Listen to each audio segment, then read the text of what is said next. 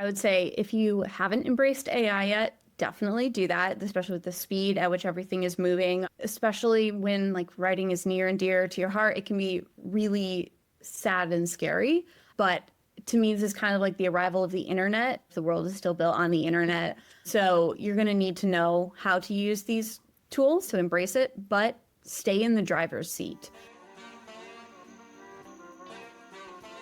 I'm Nicole MacLean, and this is Content Matters, created in partnership with Share Your Genius. This show is your digital partner for filtering the trends and focusing on the content that matters most, creating connection that drives results. Let's cut through the marketing chaos together. I'm Alexandra Gillespie. I am the Editorial Writing Manager on the Content Marketing and Integrated Campaigns team at Wellhub, which is an international corporate wellness platform. So in this role, I oversee B2B content targeting HR leaders, and that includes overseeing the US portion of our blog, as well as writing global thought leadership reports.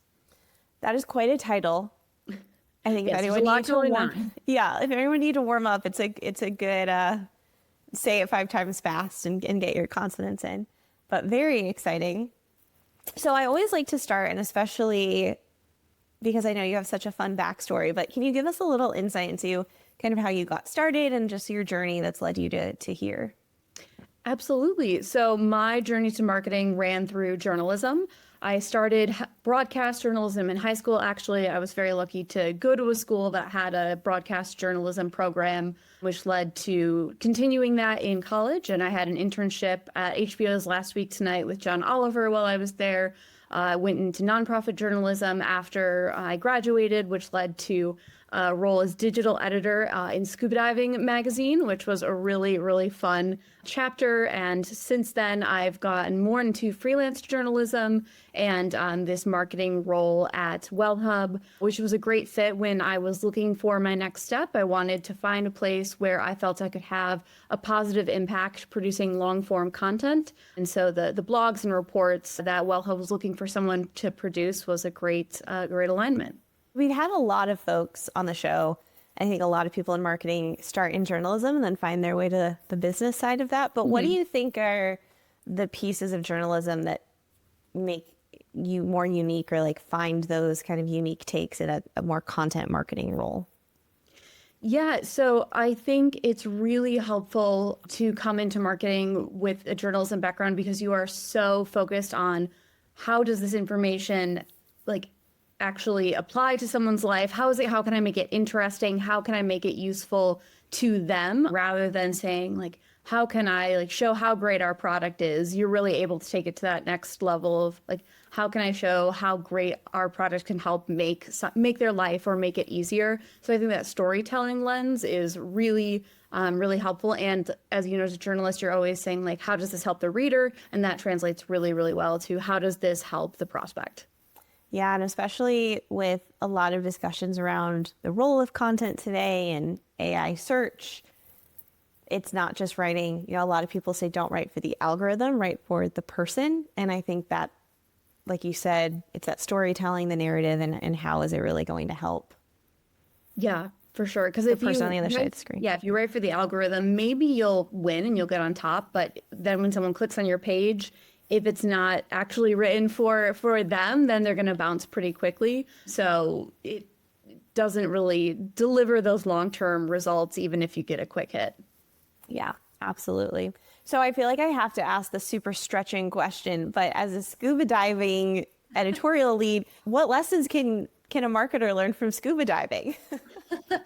Yeah, so I think a great lesson from diving is that you plan the dive and then dive the plan, similar with marketing. So before you go underwater, you're going into an environment I love, but it's a hostile environment. Like it is not designed for you to necessarily be there. You need your equipment in order to survive in that space. And you can't talk with the people that you're diving with during the experience. So before you dive in, you have to come up with a plan as a team and say, here's what we're going to, like the path we're going to go. Here's where the current might pick up. Here's where the wreck is. These are the interesting sites on the wreck that we're going to see. So you plan the dive and then you dive the plan. And I think that really applies to marketing because it can get so easy with everything going on and it feeling like everything changes all of the time to come up with a plan and then 2 weeks later be really tempted to get rid of that plan and come up with something new and look at whatever is shiniest or say,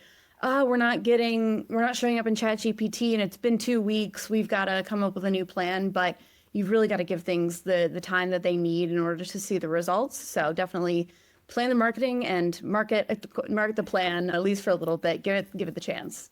Yes, I will try to keep the metaphor from going to that marketers live in a hostile environment, though sometimes it can feel that way. I feel like that with all of the changes that are going Exactly. on, but that's where the plan, sticking to the plan is actually, helpful and comforting and gives you something to hold on to. Well, and I really love that, especially today, like marketing. And again, I mean, obviously I'm biased. This is a marketing podcast, but it's just marketing has grown to mean so many things now. And we touch so many aspects of the business.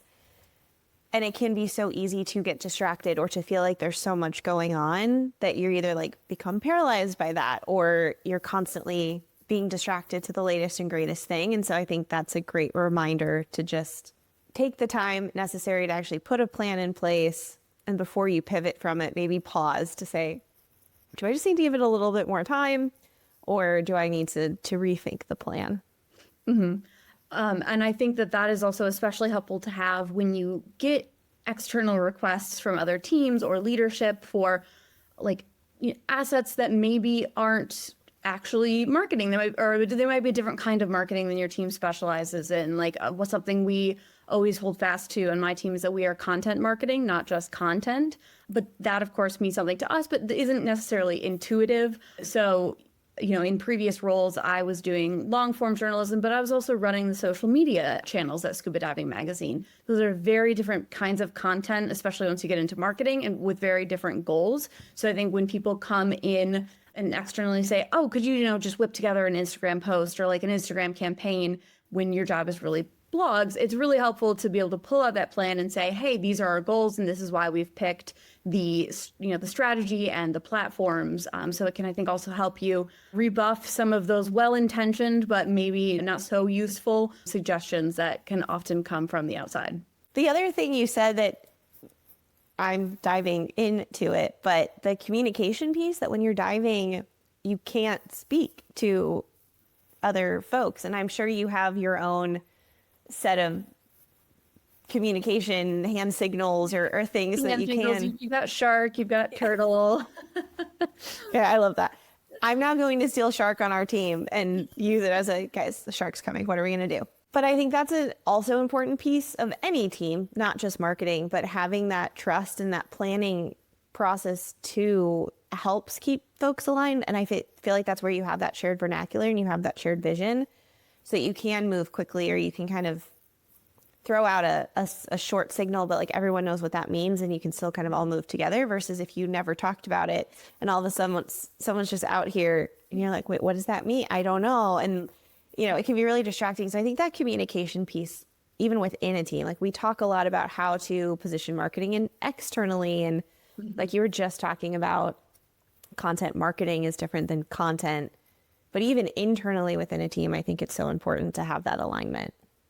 Yeah. And then also, like, I can think about, to continue with the diving metaphor, sometimes you have different signals depending on what part of the world that you're from. So like I would signal my air slightly differently than someone who's been diving in Europe. And so when you get together, you need to clarify, like, okay, which system are we using for signaling air? So you have that clear communication.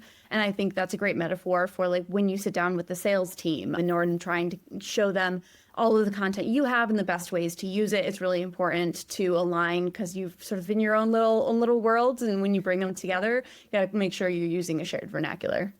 Well, I think about that a lot when you switch companies and you're figuring out goal planning. Like some people aren't EOS, so it's rocks or OKRs or KPIs or whatever. And so there's that moment of saying like, okay, well, we all know it's a goal. We all know we're trying to get to a North Star, but like, what does that mean for you? How do you set Is a goal set to be 80% success? Is the goal set to be 100% mean success? So I like that. Just kind of thinking about it from that perspective of you do need to have a shared vernacular. You need to be on the same page. It's good to just kind of have those check-ins. Yeah, shared definitions are critical above and below the water. So one of the things my editor always said, like our editor-in-chief at Scuba Diving Magazine, was like, where are the people?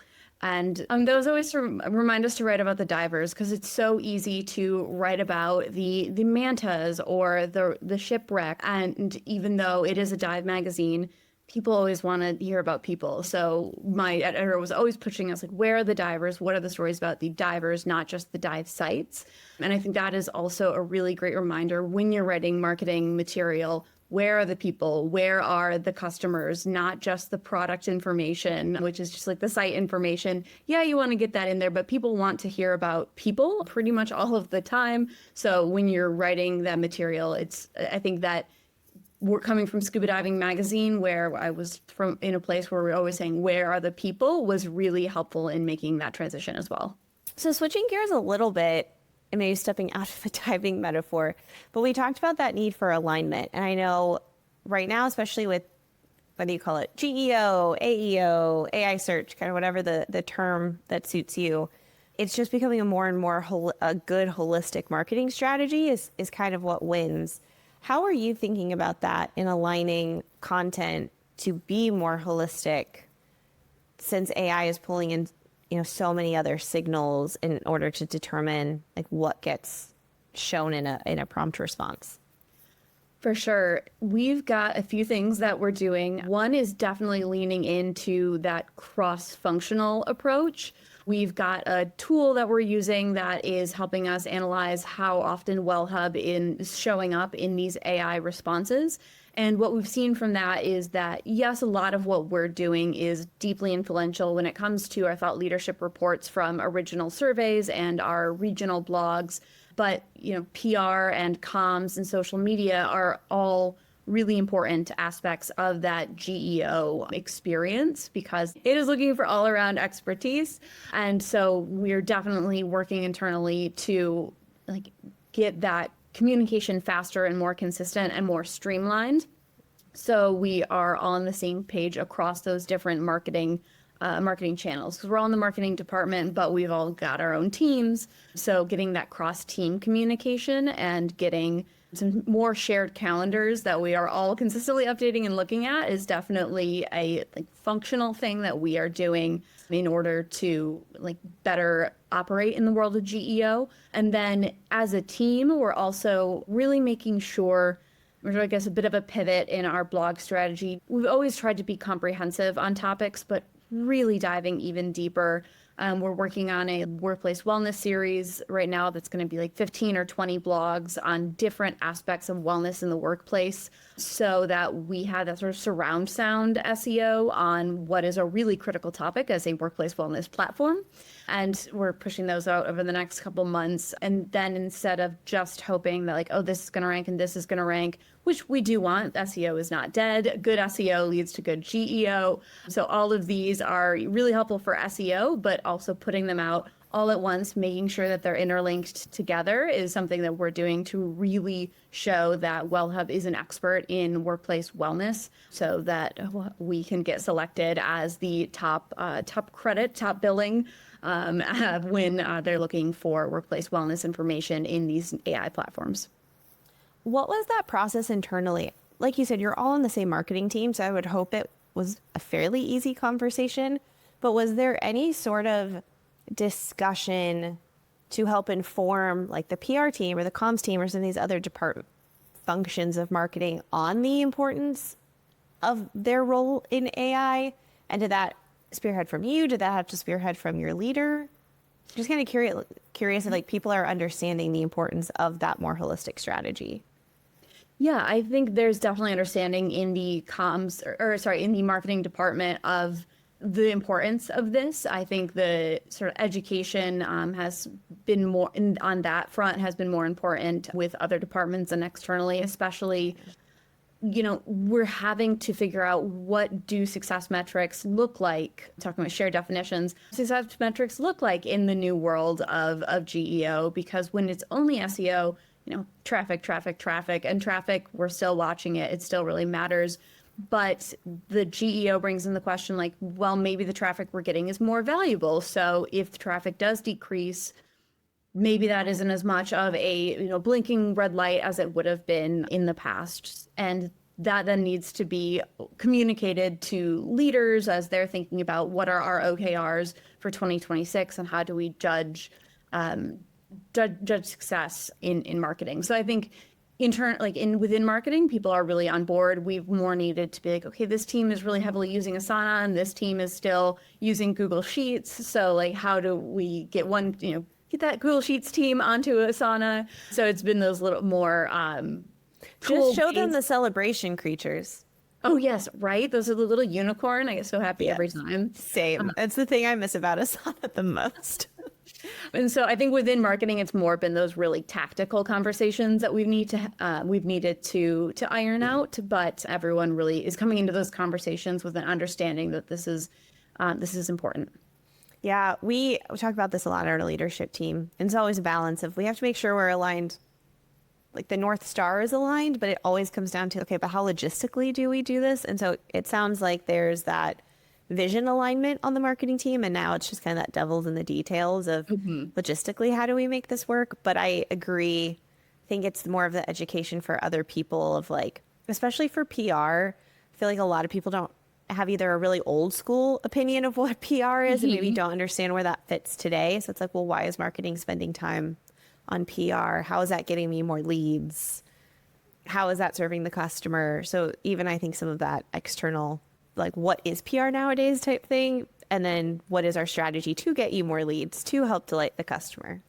Right. And doing that education of marketing contribute, like GEO, we contribute in different ways now. It's not that we're contributing less, like just because traffic is dropping doesn't mean that we're not contributing as a team. It's just a new world that we're operating in. And so the education of here's how we're contributing now. Absolutely. You may not know this because you sit in this industry and it's still kind of early, but I say this a lot because there are a lot of people in different industries who tune into the podcast and to our marketing. But I also think that the speed in which you need to be doing stuff like you're doing is very dependent on the industry you're in. And going back to where's the diver? Who are you talking to? Not every industry is embracing AI, maybe as much as others are. Mm-hmm.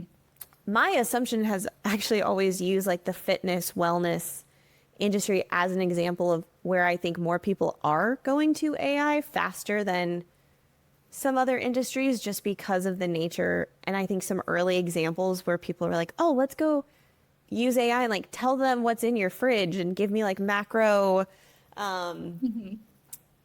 appropriate recipes with that. Or like, hey, can you build a workout plan for me? Or like, it was such a great applicable use of it that I feel like the wellness industry is maybe seeing a higher adoption rate. Do you feel like that's true? Like, you're on the B2B side more with HR, but are you seeing maybe a higher adoption from your buyers than maybe like some friends you have that are in other industries? Yeah, so I can't speak to the buyer side. I can say my team was really fortunate in being able to adopt these AI tools and play with them a little bit faster than some other departments in our company because we didn't have as many, I would say, like tech and privacy concerns, because as the content marketing team, all of the content that we're creating, we want to be out there. Like, right. We want everyone to be reading it. And so those really early concerns of like, oh, well, if we put this information in, will it be wrapped into the LLM and will other people start to see it? We were like, actually, that would be great for our team. We would love if these original stats that we've gotten from our global survey start showing up in people's responses. So we had a much lower risk profile than someone who's working with customer data or, HR leaders, our client who might be working with health claims data. We were able to start experimenting faster and experimenting a little more broadly than other teams. So that's been really fun because that's now put our team in the position of really helping lead adoption and use cases and providing some internal education on how to use these tools effectively. Now that we've figured out the company's figured out our AI policies and tool approvals and all that jazz. As a sales and marketing leader, I'm always interested to hear about a team's tech stack. At Composely, we use Apollo with HubSpot to fuel our outbound outreach. My team loves it. It consistently provides accurate contact information and is incredibly user-friendly. If you're thinking about changing your data provider or just want to hear more about our experience, connect with me on LinkedIn or check out the link in the show notes of this episode. Improve your inbound, increase conversion, and keep your marketing database squeaky clean with Apollo. And as someone who markets to marketers, yeah, marketers are definitely an early adopter of the AI tools.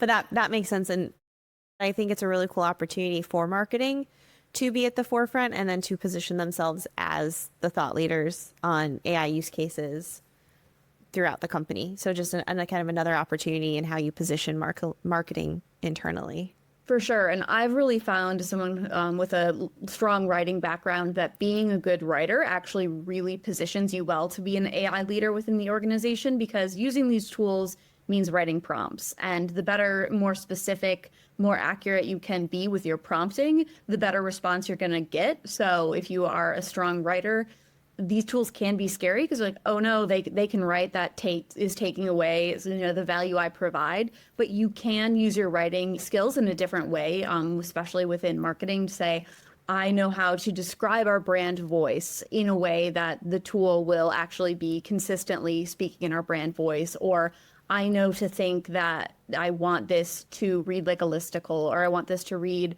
like a news article, whatever it is that sort of specificity that you get from good writing that is missing in a lot of prompts sometimes. And I think that leads a lot of people to dismiss the tools and say, oh, they're not very good, when actually, if you are a good prompter, they're extremely helpful. So that is definitely an advantage if you're a good writer, that you can use these tools better than maybe some of your teammates.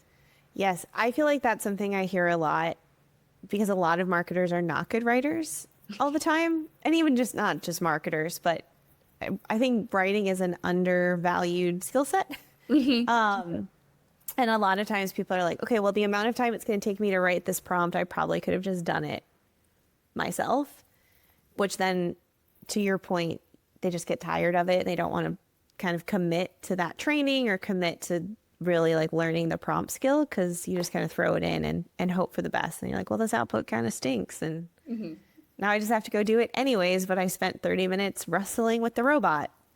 Exactly. And that doesn't save you any time. So another like very tactical thing that we've done is, when I'm finding those prompts that really work, or a structure of a prompt, I've created a prompt library for our team. And so then you aren't typing it out every single time, because there's so many things that are repetitive, like how I want the metadata for the blogs to be formatted. So I've got a template prompt that I can put in the blog that's done and put in the metadata and say, just go. And then I get a title, I get an SEO title, I get a meta description that is the right length. And so I don't need to spend my time like thinking of the 3 different titles for the blog. And then similarly, I made a custom GPT that is built to create alt text for our infographics. And so I don't even need to prompt it at that point. I just upload, whatever infographics I've made, and it spits out ADA compliant alt text. So that's another thing that saved me a ton of time, because we might have 6 infographics in one blog. And obviously I read them, I make sure that it makes sense, that none of the information. Yeah, you verify it. Missing. Yeah. But like that's sort of almost a reorganization of information. You're not looking like, AI is not great for just spitting out thought leadership, because by definition, LLM is like a statistical modeling of language. It's a pattern recognition tool. Right. What's most likely to be said next. You're not going to get like great thought leadership out of what's most likely to be said next. But if you have infographics and you just are saying, okay, now I want a text form of this, it's really, really great for that. And so you can move through those more repetitive tasks a lot faster. Yeah, I think that's a great tactical tip, is the prompt library and sharing internally. I saw someone on LinkedIn talk about creating like a branded assistant, so that it does create that consistency. So if sales is trying to write an email or sales is trying to do something, it's like, okay, if marketing was over their shoulder, how would they suggest to change it? And so I think that is, again, like a great use case of just marketing maybe leading the charge. But then, I mean, like you said, meta descriptions, I doubt sales is writing meta descriptions, but you can still think about how to create that consistency or just support in other departments as well. So prompt library, I just wrote that down even for me. I think it's a good call out. Yeah, that one's been a huge time saver, as well as creating GPTs for even maybe less repetitive tasks, but ones that still take a fair amount of time. Like, for example, we have custom conclusions that are CTAs for every blog. And I have a really specific formula that I'm looking for with those, where we identify the main pain point that would have brought a reader to the page, and it's like acknowledge that in the first sentence. Next sentence is identify how that, or like next paragraph, identify how a well-being program would address that pain point. So that lets us pivot to our product and our offering and our value proposition, and then end on a call to reach out to our sales team, and that's hyperlinked to a page.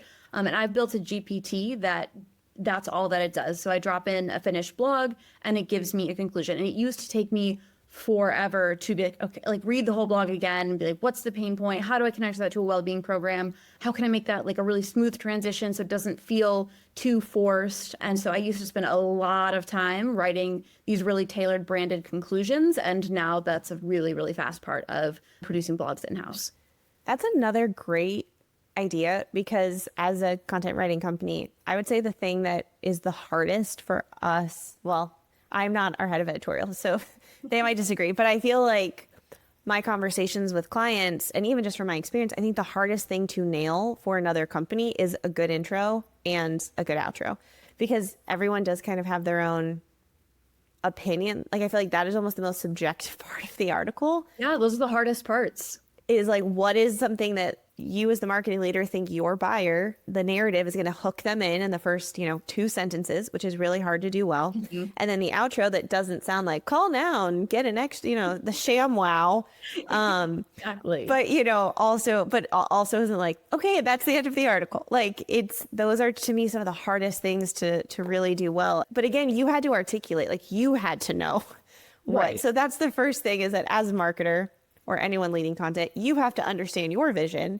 and then be able to articulate that, whether it's to a person, a robot, whoever is supporting that. But I think that's such a great use case, because I do think outros are just really challenging.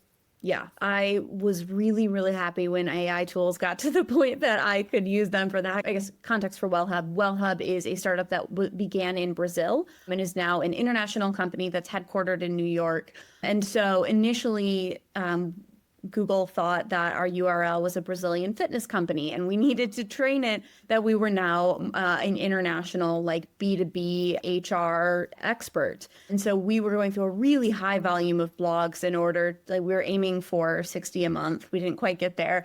But so that's a big goal. It was a big goal. I think we got there globally. We also have teams in LATAM and Brazil. So I think we got there globally, but did not get there just for the US. But when we were having that high volume, I had so many custom conclusions to write, and it would take up a really large chunk of the day. So that was really, for me, one of the big pivot points in using AI at scale, was being, okay, it's good enough now to follow this formula and automatically hyperlink, because that's like, oh my gosh, hyperlinking every single one to the same page. Like that's not what you love about your job. So getting it to do that was really nice as well. Absolutely. You've mentioned research. You mentioned it when we were talking about that internal alignment and that PR and the comms, and how that has also helped kind of how you get picked up and cited and sourced in things. Where did that strategy come from? Was it something you were already leaning into, as having proprietary research even before kind of the PR and like AI search things? Like, where has that fit for you? Yeah, so the research reports were actually one of the reasons I was brought onto the team. I had a background when I worked at a nonprofit news organization in doing community engagement campaigns all across the state to identify resident priorities for state legislature, and then writing and delivering those reports to Michigan state leaders.